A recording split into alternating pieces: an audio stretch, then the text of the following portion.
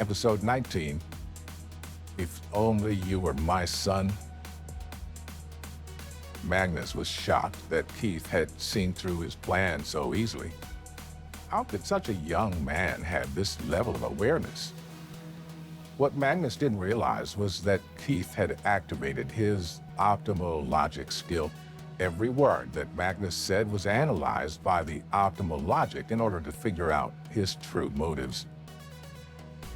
You've uncovered Magnus's desire to plot against you. Attribute point +1. Keith's ability to control the situation and think about the future made Magnus think twice about playing tricks on him. He sighed and said, "All right, kid, I'll be straight with you. Right now, I can give you $3 million in cash. I'll give it all to you as compensation. However, in return, you have to give me the camera in your hand. How about this matter ends here?" Keith smiled and said, "You're a straightforward person, Mr. Carrington. I said no more than $1 million to be wired, but $990,000 shouldn't be a problem, right?" Magnus smiled bitterly and nodded. "All right, $3 million in cash and a $990,000 bank transfer. I'll give it to you now." He turned to Gwen and said, "Go and take out all the money in the safe." Gwen nodded and looked at Keith meaningfully before heading upstairs. At the same time, Magnus asked for Keith's bank details and transferred the other $990,000 to him. Keith was surprised to see the business tycoon being so straightforward, and he wondered if he'd asked for too little. But he'd caused a huge ruckus in the Carrington family. He'd also gotten the money, and he'd achieved his goal of deterring further attacks. It was a good choice for him to leave now. A few minutes later, Gwen returned and handed Keith a duffel bag. Keith looked inside and nodded in satisfaction before tossing the camera into Magnus's hands. He smiled and said, "You've suffered a great loss. You won't let me go just like that, will you?" Magnus wanted to say something, but Keith waved his hand and said, "You don't have to lie, but I advise you not to make an enemy of me. It won't end well for you." Magnus shook his head and suddenly said seriously, "If only you were my son." Keith was slightly stunned when he heard that. He stared at Magnus in silence for a few seconds. Then he turned and walked out into the darkness. Magnus, who had returned to the room, hurriedly turned on the camera.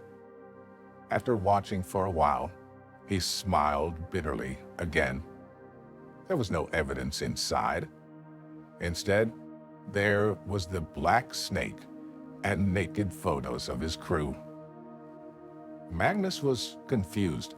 As a leader of the underworld, how could the black snake leave any evidence behind? He walked to the window and looked in the direction where Keith had disappeared. He was angry and scared. After a moment, he seemed to have a thought of something, and his eyes flashed. "You fulfilled Magnus's wish to have the camera. Wish value +1. Progress 7 of 10. When he returned to the hospital, Keith was in a good mood. He hid the duffel bag with the $3 million under his bed. This time, besides obtaining a large amount of money, he also gained 2 wish values and 2 attribute points. After hesitating for a moment, Keith added the attribute points to his stamina. His attributes were now as follows: power 14, dexterity 20, stamina 13, charm 3, wish value 7 of 10. Although he successfully defeated the Black Snake and his gang, Keith could clearly feel that he was a little tired. His dexterity was high, and his power was too. However, in order to fully utilize these two attributes, he needed more stamina to support him. Keith knew that even the strongest man could be outnumbered. If his stamina wasn't high enough, and he had too many opponents, things could get dangerous.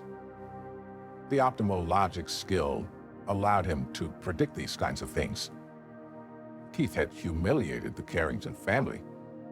Although Magnus was playing ball now, the fact that he'd hired a group of gangsters to avenge his son proved that he was a man who held a grudge. Perhaps one day he would seek revenge again, and the next time might not be so simple. Although Keith wasn't afraid, he knew he had to be prepared. He needed to improve his stamina. First of all, he wanted to prevent his opponents from using a large number of people to exhaust him until they could finally kill him. A warm current surged through his body, and Keith could feel that his aura had grown stronger. He smiled and closed his eyes to sleep.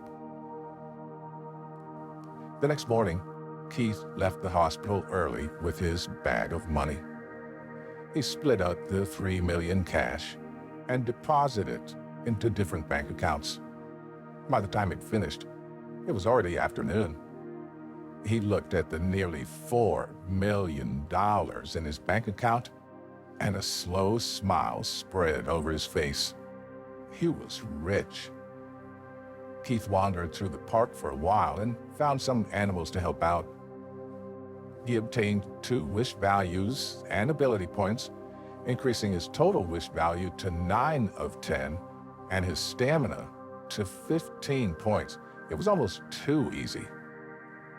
Keith had been staying in the police barracks to make it easier for him to get to work. But now that he had money, he could start to consider a new living arrangement. Of course, he didn't plan to buy a house just yet. Although $4 million could buy a nice house in Summerfield, he didn't have any other savings, and he'd only just gotten this money. He didn't want to blow it all right away. Also, it would be difficult to explain to his parents how he'd managed to get enough money to buy a house. So he decided it'd be better to rent a place first. Once he had a stable income, he would buy a place of his own. The next morning, he made his way to the real estate office and politely asked the woman at the counter, "Hey, excuse me, miss, I'd like to rent a property.